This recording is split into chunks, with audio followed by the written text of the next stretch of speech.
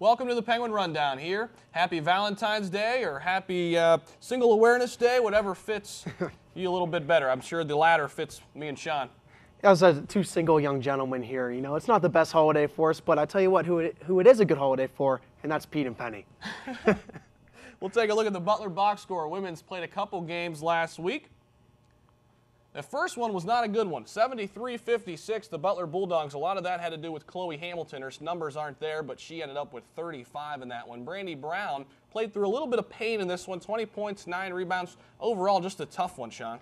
Yeah, YSU not coming out, not shooting so good from the field, 21 of 54, 38%. That's usually not going to get it done, especially in Horizon League play. The thing about the Horizon League, though, you're going to have a chance to redeem yourself, and that they did. We'll go to a Valpo highlight. Youngstown State trying to sweep Valparaiso. Here's Miriam Jenkins lining up that 3-ball to start us off. Penguins getting out to the early lead here, but Tabitha Gerardo is going to come back for Valpo. She hits the 3, 24-16 Penguins. She's a tough one. She's only a freshman. She's going to be one to watch. But here come Valpo again. This is Laura Richards stroking the 3-ball. They're coming back here, making a little run. However, the Penguin Lady defense is going to step up their game here. They're going to get out on transition, and Macy Norney is going to find herself inside. She puts it up and in for 2. Nice little pass there by Tierra as well on the break. Here comes Brandy Brown in transition. She's been battling through some knee problems that she suffered in the Butler game. Didn't have any problems on this sweet stroking shot. All right, second half action now, and Kendra Middlebrooks is going to heat up from three-point line. She's going to hit one from the corner there, 53-38 YSU, and on the following possession, she's going to find herself open again for 3, 59-43 Penguins. Middlebrooks 7 of 15 from beyond the arc. That's the second time this year she's done that. Here comes Valpo out on the break. Richards with an easy deuce. Again, they're trying to come back. Penguins have held a lead for a long time. And Penguins with some really good ball movement here. They're going to find Middlebrooks again open in the corner for 3. She knocks it down, 68-58, 10-point lead for the Penguins. This is about as close as they got. 5 down, make it 2 down now as Timmerman, one of their best 3-point shooters, hits from outside. And Valpo is going to come down the court again with 8 seconds to go down. They're going to hit another 3. That's going to take you to 77-76. Still a close game down the stretch here. After a couple free throws, they're going to have one more good look. This is Timmerman. Lets Hornberger fly by, gets a good look, but misses it a little bit strong, and the Penguins do sneak out their second victory in Horizon League play. Comes at the hands of Valparaiso once again. YSU shoots 48%. Valpo not so bad, 43%. Another big game by Brandy Brown, 28 points, 5 rebounds, fighting through some pain. Kenya Middlebrooks, talk about her. Yeah, we saw her knock down all those 3s in the highlight there. She put up 15 of them, made 7 3-point field goals, 23 points, 5 rebounds. A great game and great effort from Kendra Middlebrooks. Let's see what Coach Bob Bolden had to say after he was happy. Perhaps the best first half that you guys have played. Yeah, offensively by far. Man, I thought, you know, and I think the kids took to heart the idea of coming out ready to play from the beginning. I mean, you saw a completely different team offensively the first 5 possessions than you have the last 2 weeks. You know, I thought that really set the tone for the game. You know, that just changes the whole game, where the last, 5 games, we've been a team playing from behind, and then every time somebody makes a run, their lead goes from 5 to 15. And we make a run to cut it to 6. You know, and this was a game where we actually got up, and then they were the team that was making the run to cut the lead, but we still had a lead. It's a lot more comfortable to play that way. It's a lot easier to withstand runs that way. And I thought that the kids. So we got a good look at Valpo and YSU. Now let's take a look at the entire league, and let's take a look at the standings. Green Bay up top, 24-1, 13-0. All they do is just keep on winning. Butler's really turned it on of late, too. 9-4 in the conference there, Sean. Yeah, and you see Valparaiso and Youngstown State down the bottom. The Lady Penguins got some conference games remaining. Let's see if they could get a couple wins and jump teams, maybe like Valparaiso at 3-10, Detroit at 4-8, maybe even get up to the 5-7. There's a big logjam there in the middle, too. A lot of teams bundled up right around the 6-6, 6-7, 5-6. A lot of things can happen. It'll be interesting come tournament time to see who gets those middle seats, who gets those home court games in the first round, and who doesn't. One thing we do know, Green Bay will probably be the 1 seed. Oh, yeah, there's no doubt about that. They're rolling and probably going to end up undefeated in the conference. It'll be tough to beat. Let's take a look at what's going on with the men's. They started with Cleveland State at Cleveland State. We have a highlight from there. Pick it up here early. Ergel had a little jumper in the lane, got going for the Penguins early. And one for Ergel there, and Cleveland State going to play some defense here. Penguins getting a little bit sloppy out on the offensive end, and Cleveland State's going to make them pay every single time. Yeah, this is Ashton Ward, kicks it over to Brooks. He can hit this three from anywhere. This one contested, didn't matter. Nope, and coming down for YSU, Kendrick Perry, he's going to get the board here. And watch Kendrick Perry go coast to coast with this one, knifing through the Cleveland State defense. And with the speed he has, he's going to be tough to stop coming down the floor like that. Very tough freshman. He's going to be one to watch. I know I say it every week, but he just keeps getting better and better. Cleveland State on the break, they can do a little bit of that as well. This is Cole coast to coast, 24-20. YSU still with a lead, though. Yes, and here we see Damian Ergel almost every game here come up with a big defensive block. There it is right there. Penguins get out on the break, and Vitas Solskis is going to find himself wide open here for the three-pointer. He knocks it down, 27-20. YSU with the lead.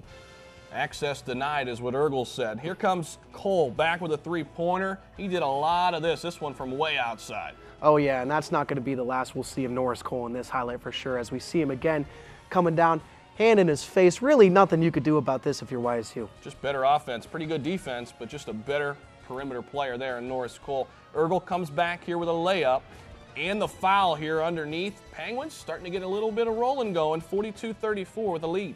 However, the Vikings are going to answer. This time it's not Cole, it's going to be Harvin here for the three-pointer. He's going to knock it down, and he's going to tie the game deep at 42-42. We gave Harvin some love, but I'm sorry.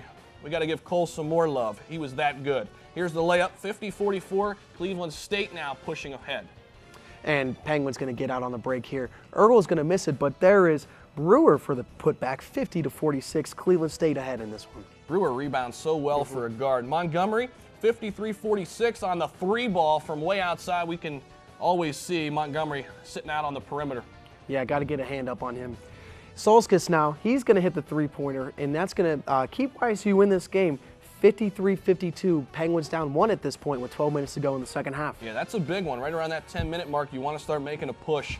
Harvin, though, we said him earlier, comes back again, steps up, steps into a three, nothing but nylon. However, the Penguins did have an answer for a lot of shots Cleveland State was making throughout the second half.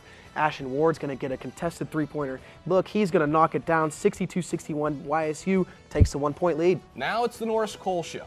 Here we go. They're going to find Cole up top, perimeter, three ball, money.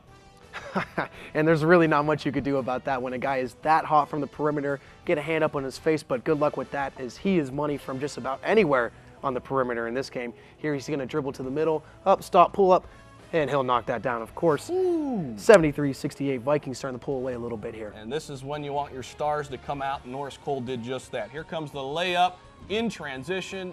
Missed it, gets it right back, won't miss it a second time in a row. Hey, when it's going your way, it's going your way, and that's what it was going for Norris Cole and the Vikings. As they pulled away in the second half here, they're going to get the victory, 86-76. What was Cole's stat line again, Sean? I believe he finished with 41 points, 20 rebounds, and 9 assists. And despite YSU shooting 44% from the field, you got a person putting up that kind of numbers from the other team. Good luck winning. If you didn't watch SportsCenter, Norris Cole was all over it. YSU shot 44%, Cleveland State 47%. Another great performance against Damian Ergel. I believe it's 49 points this year against Cleveland State. 22 points, 5 rebounds. That 3 is for the blocks. Ashton Ward had 15, 7, and 3. Vitas Solskis also played well.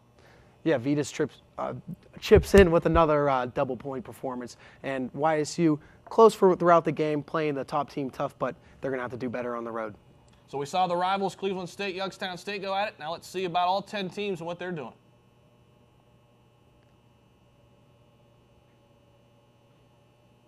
Valparaiso has taken that top spot in the league, 11-3. We talked about them a couple weeks ago, Sean, and how they were climbing up. There they are, right at the top. There they are. That's right where you want to be at this point in the year. And also, we got quite a logjam here from Cleveland State down to Wright State. A lot of teams fighting for those upper seeds, especially the number 1 and 2 seeds, still up for grabs in the Horizon League tournament. Youngstown State, of course, in that bottom, but a lot of teams probably don't want to see them. They've played tight all the way, all throughout this season, I might add. And, of course, against Cleveland State, they've been pretty well, just come up short on both times. Yeah, they've been giving the top team some really, really good games, and people in the Horizon League are starting to take notice of the Penguins.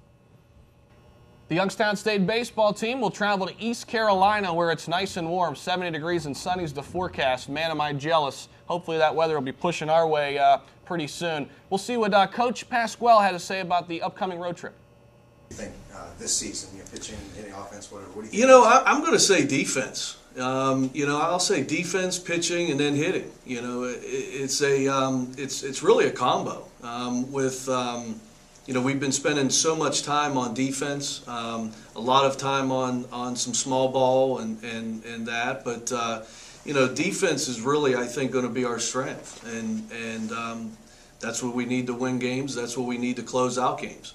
In the past, we've played very well right up until that last inning or last couple innings, and that's hurt us. The aluminum bat now for all college is one step above wood, basically. So what I feel though is when you square up on one, it's still going to go, but when you don't, you're not going to have those little dinks over second. Those are just going to be really outs. That's just what they've gone to. What I've heard possibly is that it may even be more dead next year.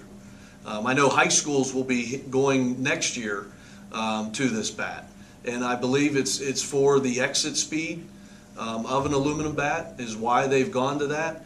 And then this year also with the bat, they've gone to a pitch clock, which to speed up games. And they tried it in the SEC championship playoffs, and they've cut down to. And it is an exciting yet busy time of the year for Penguin Athletics, with softball starting up last weekend and baseball starting up this weekend, as well as women's basketball, men's basketball tournament time. Nothing gets more exciting than that as we take you to the week ahead. February 16th, men's basketball travels to Detroit, 7 p.m. start there. And the following day, the women will also travel to Detroit, another 7 p.m. start. A couple celebratory games for my birthday. February 19th, 2 o'clock start. Women's basketball will be at Wright State. February 19th as well, 7 o'clock. Men's basketball versus Bowling Green. That's the bracket buster game. Penguins have had some success against the MAC schools, and hopefully, that trend continues. Yeah, hopefully they pick up a couple of nice victories for you on your 21st birthday. And on February 16th at noon, women's tennis is hosting Duquesne. And February 19th, track and field gets started up at the Kent State Tune-Up. That is an all-day event. February 19th, to wrap things up, women's tennis versus St. Bonaventure also can be seen at the Boardman Tennis Center. Go out there and check them out. And a couple more matches from the tennis teams on February 20th. 8 o'clock a.m. starts. Men's versus St. Francis, and the women's will also host St. Francis of PA. Remember to follow YSU Athletics on the web, ysusports.com, facebook.com/YSU Sports, or Twitter at YSU Sports as well. For Zach Humphreys, I'm Sean Seidler. We'll see you next time on the Penguin Rundown.